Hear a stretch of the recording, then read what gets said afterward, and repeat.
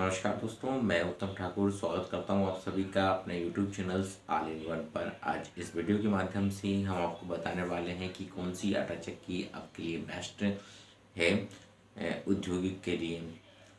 तो इसमें जो तीन टाइप की चक्की आटा चक्की मशीन्स आपने आमतौर पर देखी होगी। उसमें से पहली जो आटा चक्की मशीन्स है वो है हॉरिजॉन्टल आटा चक्की मशीन्स, दूसरी है वर्टिकल आटा चक्की मशीन और तीसरी जो नंबर पर जो आती है वो आती है पल्वराइजर मशीन्स। तो पहले नंबर पे जो आती है वो आती है आपकी वर्टिकल आटा चक्की मशीन, जो कि पहले टाइम से यूज़ हो रही हैं। तो आमतौर पर क्या देखा जाता है कि पुराने टाइम पे जो आटा चक्की मशीन जो आटा पीसने के लिए यूज़ करते थे वो पत्थर का यूज़ करते थे, जिसे हम घट्टी बोलते हैं। अब उस घट्टी का यूज़ क्या होता है कि आमतौर पर पुराने टाइम पर महिलाएं करती थी। अब उसी का विद्युतीकरण होने के कारण से आज इलेक्ट्रिक रूप में मोटर का विकास होने के कारण से हम उसका उपयोग अब इलेक्ट्रिकल से उन पार्ट्स को घुमाकर आटा पीसने का यूज़ करते हैं। क्योंकि आटे का जो पीसने की जो कैपेसिटी होती है वो उसकी मोशन गति पर निर्भर करती है कि किस राउंड गति से वो स्टोन घूम रहा है। तो पुराने ज़माने पे क्या होता है कि जो पत्थर होते थे वो हाथ से घूमने के कारण से उनका जो घूमने का जो तरीका था वो स्लो मोशन में था, जिसके कारण से आपका आटा इतना गर्म नहीं होता था और आटे में जो उपस्थित पोषक तत्व थे वो नष्ट नहीं होते थे। परंतु अब जो नया समय आ गया है, तो नया समय आने के कारण से क्या हुआ कि आप इलेक्ट्रिक रूप से उन्हीं पार्ट्स को इलेक्ट्रिक रूप में घुमाने लगे, क्योंकि मांग के साथ साथ प्रोडक्शन भी ज़्यादा होने लगी, मांग बढ़ने लगी। जब मांग की पूर्ति होती है तो उसका प्रोडक्शन करने के लिए कहीं ना कहीं कुछ जुगाड़ बिठाने पड़ती हैं। तो उसी के क्षेत्र में रखते हुए अब आटा चक्की का विकास किया गया। और आटा चक्की के विकास के साथ साथ क्या हुआ कि अब उन पार्ट्स को मशीन या मोटर की सहायता से घुमाने लगे, क्योंकि मोटर की जो आरपीएम लेवल होता है वो ज़्यादा होता है। अब आप 1440 आरपीएम की मोटर का यूज़ किसी पत्थर वाले स्टोन वाली चक्की को घुमाने के लिए करेंगे तो काफ़ी रगड़ के साथ वो आपके आटे को घुमा के देंगी, जिसके कारण से जो आपका आटा है वो काफ़ी गर्म होगा और उसमें जो पोषण तत्व हैं वो भी उसके कहीं ना कहीं आप देखेंगे कि नष्ट हो जाते हैं। तो उस क्षेत्र में उसके बाद जो आई हैं, मतलब बाद में नहीं आई पर उसके साथ ही आई हैं, जिन्हें आप वर्टिकल आटा चक्की मशीन से बोलते थे। सॉरी, वर्टिकल नहीं, हॉरिजॉन्टल आटा चक्की मशीन से आई। ये आटा चक्की मशीन क्या हुआ, जैसे सेम टू सेम जैसे घट्टी होती है उसी घट्टी के शेप में इन मोटर्स को रखा गया था और इसमें जो घुमाने के लिए जो व्हील सेक्शन था उसको नीचे की ओर मोटर को फिक्स किया गया था और उसके जो पार्ट्स हैं तो इसमें क्या होता है, एक के ऊपर एक पार्ट ऐसे रखा हुआ होता था, जिसके कारण से जो मोटर होती है वो आपस में गति कर मोटर की घूमने से जो पार्ट्स होता है वो घूमता है और दाने उसके अंदर जाते हैं और आउटपुट में आपको आटा प्राप्त होता है। तो इसमें भी वही प्रोसेस थी, पर इसमें आटा थोड़ा कम गर्म होता था और इसका उपयोग जो होता है आमतौर पर अधिकतर इंडस्ट्रियल लेवल पर ज़्यादा यूज़ किया जाता है, क्योंकि जो इसमें होता है वो आटा ज़्यादा हीट नहीं होता है, गर्म नहीं होता है वर्टिकल आटा चक्की मशीन्स में। तो और इसके बाद हमें तीसरे नंबर की बात की जाए तो तीसरे नंबर पर आपकी आती है पल्वराइजर मशीन्स, जिन्हें आप ये बोल सकते हैं कि ये एक साथ सभी काम कर सकती है। मतलब इसकी मदद से आप आटा, बेसन, धनिया, मिर्च, मसाला या सभी चीज़ों को ग्राइंड कर सकते हैं। अब इसमें भी क्या होती है, दो टाइप से की पल्वराइजर मशीन आती है। एक आती है सिंगल स्टेज वाली और एक आती है डबल स्टेज वाली। तो जो सिंगल स्टेज वाली जो मशीन्स होती है उनका उपयोग क्या होता है कि मसाले को पीसने के लिए किया जाता है। इसमें क्या होता है कि सिर्फ एक ही चैम्बर सामने की ओर होता है और जिनका उपयोग सिर्फ मसाला पीसने के लिए यूज़ करते हैं। आमतौर पर आपने इन मशीनों को गार्डन्स वगैरह में देखा होगा। जो गार्डन है वहाँ पे जो शिव वगैरह में काम करते हैं उनके पास आमतौर पर ये चीज़ आपको मिल जाएंगी, मशीन मिल जाएंगी। और दूसरे नंबर पे की जो चक्कियाँ आती हैं वो होती है सेकंड स्टेज वाली, जिसमें दो स्टेज होती हैं। इसकी जो फर्स्ट स्टेज होती है इसमें जो गेहूँ है वो 25% तक जो होते हैं ग्राइंड हो जाते हैं और जो इसका 70% भाग होता है वो इसके आगे वाले चैम्बर में पीसा जाता है।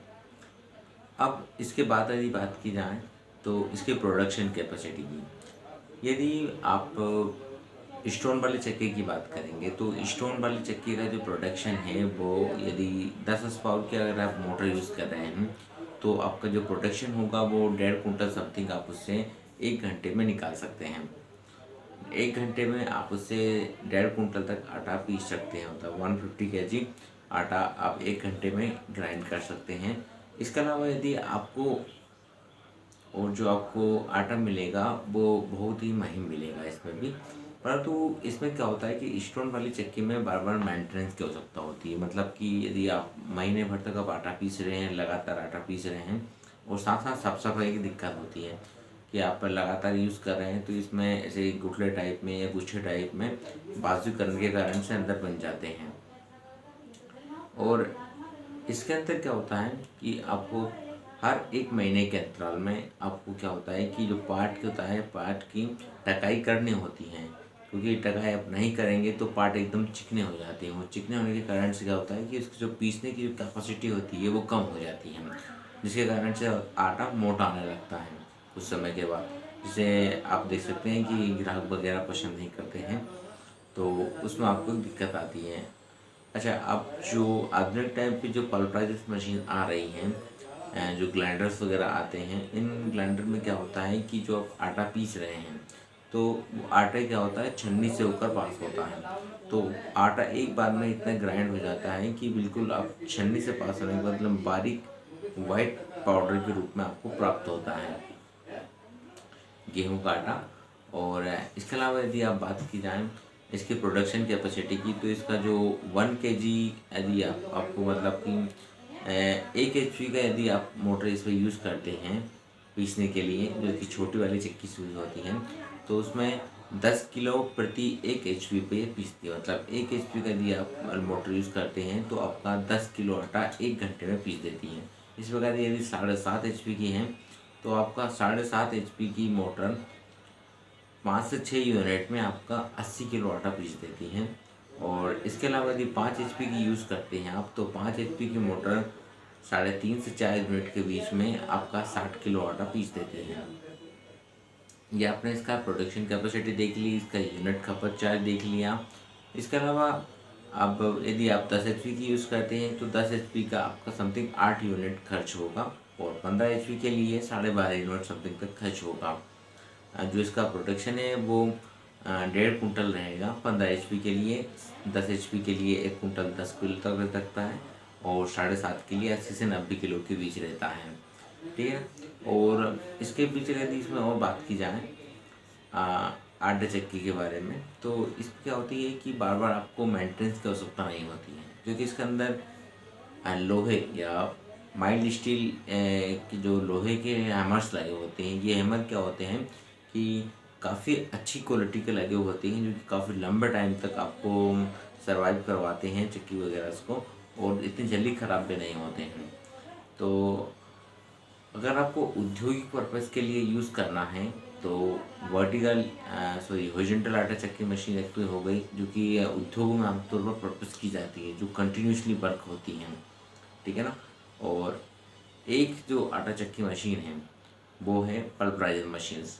इनका उपयोग आप कर सकते हैं, परंतु अब आप ये देख लीजिए, यदि आप पल्वराइजर मशीन्स का यूज़ कर रहे हैं या ग्राइंडर आटा चक्की का यूज़ कर रहे हैं, तो जो कि इसमें आटा काफ़ी महीन होता है, बारीक पीसता है, तो इसमें एक आटा घटने की समस्या भी आती है कि जो आपका आटा यदि आप 1 कुंटल आटा पीसेंगे तो आपसे 2 से 4 या 4 से 5 किलो तक भी आटा घट सकता है, क्योंकि इसमें आटा जो एकदम महीन बारीक पिसा हुआ आता है। तो इसी कारण से जो इसका जो आटा है वो थोड़ा घट जाता है ज़्यादा, और पाट वाली चक्की में घटने की समस्याएं कम होती हैं। एक इसकी समस्या ये हो गई। और दूसरी जो समस्या आती है वो आती है थोड़ा सा इसकी गुनहाट की समस्या, क्योंकि इसमें ग्राइंडर टाइप में लगा रहता है, तो इसमें आवाज़ आने की समस्या बनी रहती है, जो कि काफ़ी लोग पसंद नहीं करते हैं। तो ग्राइंडर काफ़ी पसंद करते हैं, पर काफ़ी पसंद नहीं भी करते हैं इस चीज़ को, क्योंकि इसमें आवाज़ ज़्यादा जनरेट होती है। तो आज आपने इस वीडियो के माध्यम से देखा है कि कौन सी आटा चक्की बेस्ट है।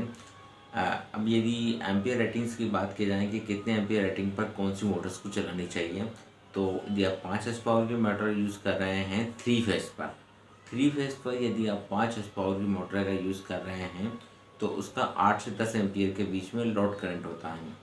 7.5 के लिए 11 से 12 एम्पियर होता है। 10 HP के लिए इसका लोड एम्पियर 13-14 एम्पियर के बीच में होता है। और यदि आप 15 हॉर्स पावर की यूज़ कर रहे हैं तो 15 हॉर्स पावर के लिए ये आपका 17-18 मैक्सिमम हो सकता है। इस लोड कैपेसिटी पर आप चलाएंगे तो आपकी जो मोटर है वो ओवरहीट नहीं होगी और लंबे टाइम तक सफ़र करती रहेंगी। चलिए, आपने हमारे इस वीडियो को देखा, लास्ट टाइम तक वीडियो को देखने के लिए धन्यवाद। और कोई भी जानकारी आपको चाहिए तो हमारे कमेंट बॉक्स में टाइप कीजिए, और जो भी जानकारी आपको पूछना है वो कमेंट बॉक्स में टाइप कर दीजिए, जिससे हम आपको जानकारी दे सकें।